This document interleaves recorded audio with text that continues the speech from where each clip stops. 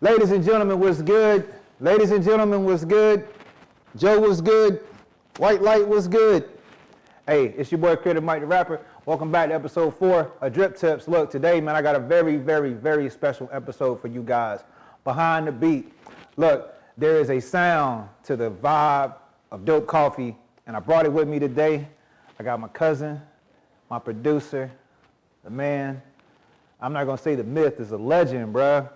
Stace Loyd, how you doing? Chill. Chill, man. That was a question. Yeah, that's what I'm saying. Yeah, why is that? Well, I'm gonna keep it real with you. This nigga made beats that I can rap on. I was like, bless you. You know what I'm saying? That shit was crazy. Nah, that's the thing. Yeah. A diss to all y'all producers out there. Come bring it. Here. He's here. I'm open. Producers. You I'm niggas. here. I love competition. Let's go. Behind the beat, where you get your inspiration from? Three producers. Three Yeah. producers. Yeah. Ye, Dre, and No ID. I changed it up every Is that what you just threw me off right there? Yeah. Okay, so that's good. We can circle back to No ID. Mm-hmm. That'll be a good one to put out there. So behind the beat, man, we here. I gotta go ahead and acknowledge up front though. Levert, you was asking. Well, you asked why is a legend. Yeah. I'm gonna say it like this. When you started producing, how long ago was it? I was always dabbling in beats, like even when I was Touching younger. FL, yeah, I get it. Yeah. But how long ago till you started Like producing? really producing, like maybe 3 years ago. So 3 years ago, you started touching it. When you get your MP? Yeah, probably around that About 3 time. years ago? Yeah. You started off with, Yeah, I was making, I think the first album that I produced was in 2016, Do the Right Thing. Yep. Remember, that came out in 2016. okay, yep. And I had produced like I produced the whole album. Shit was nasty. Yeah, I produced, like, so that's the thing, I didn't have the MP just yet. I was working in FL. That was all in FL? Yeah. I could hear it, but it's still tight though. Yeah. Your vibe. Learning my loops. Yeah, that's what I'm gonna say. Your Things like that. loops got Yeah. much. I don't know. They flow from one to the next better. Now I chop samples and I stay off. Like I don't really work on the grid anymore. It's just by the feel. Yeah. All your drums, if it's not in a loop, they all. Yeah, they everywhere. Like people be like, "Oh man, I hear you loop." I'm like, Do you really? No, Yeah. I know when I changed it. No, you know how I can tell? Cause you send your beats with the BPM on them. Yeah. So when I listen to the whole track, if you just listen to the MP3, then if I just go loop it, I'll be like, yeah, this is definitely not the same thing I'm hearing. But let's back up for a sec, bro. Cause you got this song. I can't tell you the whole lyric. You said when I was in the basement writing for days, telling myself to have patience. Right before that, you said something like, cause you make the beats. Yeah. What was it? You remember that line I'm talking about? The point was, and it hit me at the time, I was like, wait, this nigga is rapping on his own beats. Yeah. And it don't sound like it. Right. You're gonna have to explain to me how you do that then, cause. Oh no, I mean that's a thing for other people to, like I want people to dissect. You know what I'm saying, the way I make music and my music in general. I like it. I'm a student of the game, so I don't know what people are hearing when they listen to my music. I know what sounds good to me. I make music that sounds good to me. You know what I'm saying? So I make beats that sound good to me. We came up on the SoundClick era. SoundClick, Mike Lord was from SoundClick. Yeah. Like the producers back in the early 2000s, like 2002 to 2003, that was they still had the soulful feeling. That's the ones we was clicking on and getting. Yeah. But then like the whole thing changed, and you start seeing like we were here to see the introduction of the trap beat. Yeah, we saw it. Yeah. Yeah. It was like, totally that different. shifted the whole game when things got more computerized. The hats sped up, and now everything is in double time. Bruh. That jump was crazy. And that 808 got Oh, deeper, wider. So I was like, how are they doing this, right? Yeah, that jump was crazy. It was a whole thing that, you know, interesting. if you was coming from boom bap, seeing that happen, it was, it challenged the way a lot of people even was looking at hip hop. It was the whole conversation. Is hip hop dead? Remember that? Is hip hop dead? And I come from trunk rattle music. Exactly, yeah. But that's what I'm saying. Even with trunk rattle music, bro, it was still like those beats was hard. Like that's what I'm saying. I feel like I don't make different music from that. Yeah, well, nah, I'm gonna challenge you. All right, fuck it. SoundCloud. So the great thing about SoundCloud, we was talking about how you get to engage with your people and your fans especially. So let's back up before we talk about SoundCloud, because I want to circle back to talking to you about the comments that people make on your beats, okay? But before we do that, let's get the sequence down a little bit. So you did Do the Right Thing, that's 2016. Yeah. So I figured, so you probably working on that 15 into 16, something like that. The package was one where I slid like 2 of my beats on there. You know what I'm Got saying? you. So from there, you went from Do the Right Thing. What was your next project that you produced? From Do the Right Thing, man, I don't even remember. Was it like, what's the next consistent? It was one in between Spinach. It was one full body work that I did. You was doing the back-to-back. I'm asking, so I'm... Oh, columns. Columns. Yeah. Okay. So that's interesting. Yeah. So let's talk about Columns. So for y'all, this is what Columns. So Stace did a beat tape. This is 2019, right? Probably middle of 2019. Yeah, so that's it from 16 to 19. Remember, I had cause you about down 18. here. Yeah. I was doing the one-offs, and then I took that year break to refine my sound. Well, let's go back. So I still want to go back, because see, I forgot about Columns, because that one actually was messed the game up. Yeah. So before Columns, so you did, was it 5 tracks? Yeah. 6 tracks you did. You were dropping a track last Friday of the month. March 25th? Yeah. Or was it 29th? 25th. March 25th. So what's the other ones? April 29th? Yeah, and then January 25th. And January 25th. So those tracks are out there right now. There's a different feel between Do the Right Thing, where your sampling is probably, way more loop based, right? You could tell that, all right, I'm just now getting these spinning. Now you move forward to, you're producing these one-offs, and what I started noticing is that you start bringing multiple elements together, right? Speak a little bit on that, because I want to hear how was you evolving at the time? Because also it wasn't just that; it was your pen was evolving too. It was all like this whole sophistication around it that I hear. I started adding and started taking away. Like I was adding stuff, taking away stuff, trying to like, okay, just rap to the sample, drums. Oh, but the main thing that I added was hardware, MPC, record player, go get vinyl. Now, that's when, so last year was when I really started like focusing on like my vinyl. I was collecting here and there, but I didn't really, I was really collecting and looking at them like, all right, when am I going to use you? You know what I'm saying? Yeah. Just listen to them like, when am I going to use you? But then I really was like, all right, use it. Because just like I went through the same process as everybody, man. Collect samples on YouTube, this and that. But I wanted my stuff to be rare and like try to find samples that nobody else was using. So definitely switched over to vinyl. That was adding. But then I started taking away stuff off my beats. Like everything didn't have to have drums on it anymore. Okay, we'll get into that too. It helped me start writing in between like the patterns of the song. It just flowing to the music, you know what I'm saying? I noticed that. I started noticing in your writing, your verses would be fuller. Yeah. More, and I don't even just mean fuller with more words. The whole concept was more full.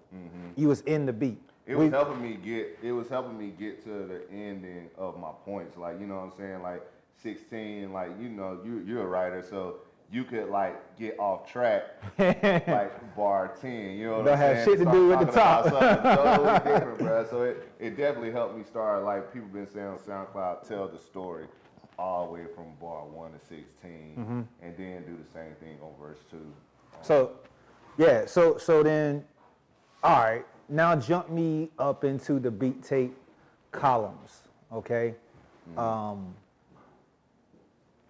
Very evolved sound, very different. Way I would describe it is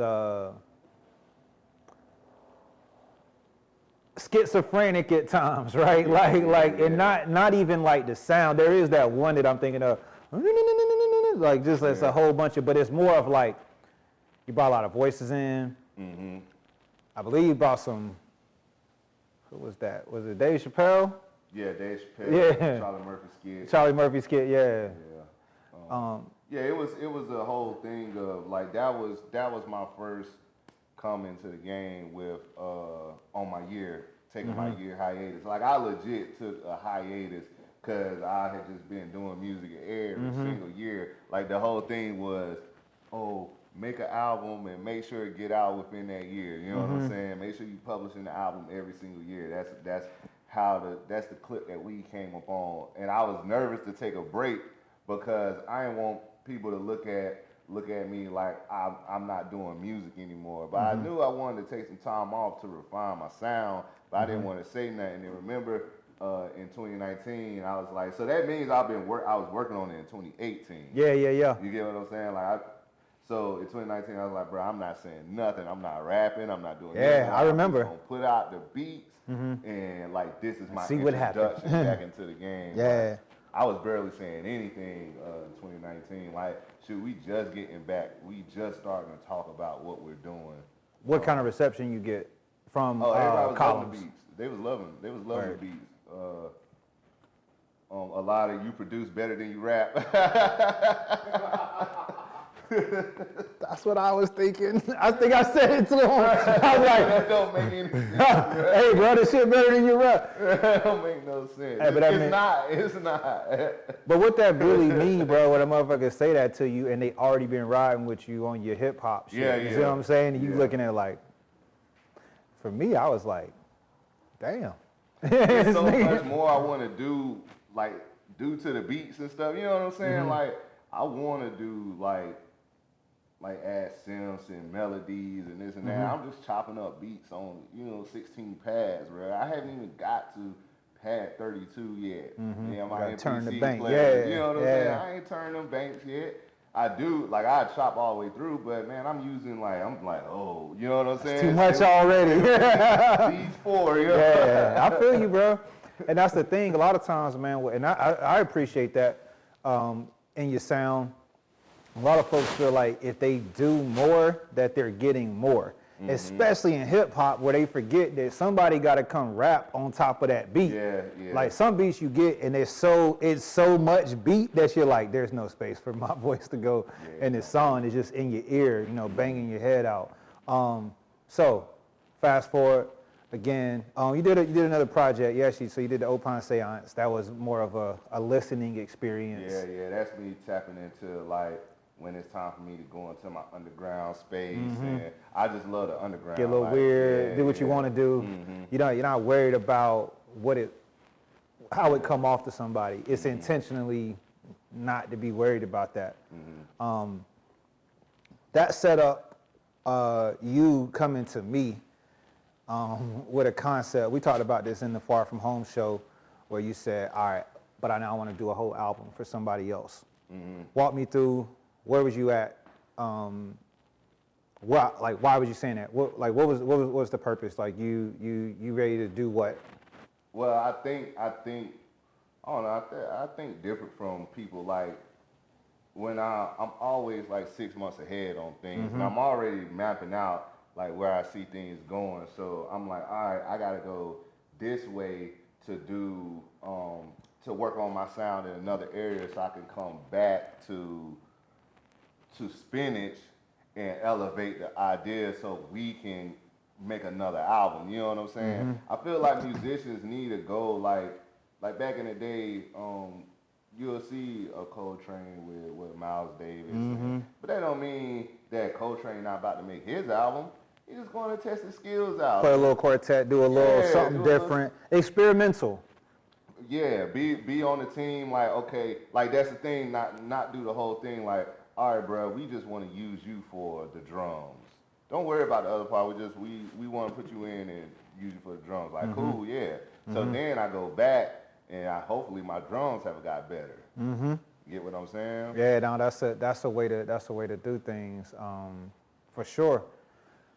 So then, talk to me about Spinach in terms of, so it's 9 tracks. You're working with me as an artist, and you're trying to nail a whole concept down now. It's not just the beats or the pads or the MP. It ain't none of that no more. Now you got to produce a continuous project. How was that for you? And tell me how that was for you, and then put out like probably what's the top 2 to 3 things you learned about producing an album, like produce a full-length album. Yeah. You know what I'm saying? Well, the main thing was we wanted to go in. I wanted to make sure I did a good job for you. You know what I'm saying? What you did. Yeah. And then I wanted to make sure that we executed the idea. So I really wanted to get my chops up as an executive producer more than the one. Like I told you, even if I don't make the whole thing, that's fine, because I want to make sure that we get the whole thing done. You know what I'm saying? It just so happened that I was able to make the whole thing. But it was more of scheduling, planning, like making sure that we had studio time, and like doing, like that's what I had did Spinach for. You know what I'm saying? Yeah. To making sure that we tied everything that we was doing, company-wise, into the album. We was talking about bundles before we even, you know what I'm saying? Of course, we made the plan like fit us, but we was definitely like yo, QR code everything, you know what I'm saying? And that was, I knew like that's what was gonna get you in the studio, because I know who you are, businessman, you know what I'm saying? Yeah. Where's the return? So I want to be like, all right, bet.